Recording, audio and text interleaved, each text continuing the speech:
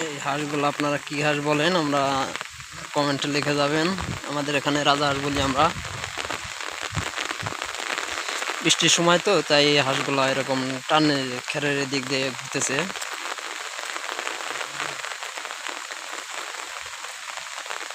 হাঁসগুলো না কিন্তু একটা অভ্যাস খারাপ, দেখা যাইতেছে যে ছোট বলান বা অমনি একটা মানুষ কাছে গেলে ঠোকর দিতে আসে, মানে চোখের মধ্যে দেখতে পাচ্ছেন অনেকগুলা।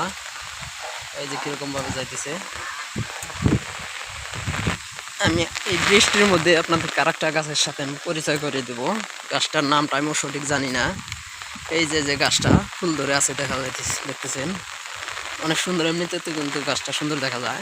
গাছটার মধ্যে ফুল আছে, আমি ফুল দেখাই কাছে গিয়ে। এই যে ফুলগুলা, এখন এটাকে কে কি গাছ বলেন বা কে কি ফুল গাছ বলেন, ফুল গাছ বলে না কি গাছ বলে জানি না নাম। এটা কমেন্টে নামটা লিখে যাবেন সবাই। ফুলটা আর একটু বগলে থেকে দেখায় আপনাদেরকে, দেখতে পারতেছেন অনেক সুন্দর কিন্তু গাছটা দেখতে। আসলে বৃষ্টির মধ্যে ভিজলে, পানিতে যে কোনো জিনিস ভিজলে গাছগুলা অনেক সুন্দর দেখা যায়। গাছটা কিন্তু অন্যরকম দেখা যাচ্ছে এখন ভেজার কারণে। যখন শুকনা থাকে গাছটা তখন এতটা সুন্দর লাগে না, কিন্তু ভেজার কারণে এতটা সুন্দর।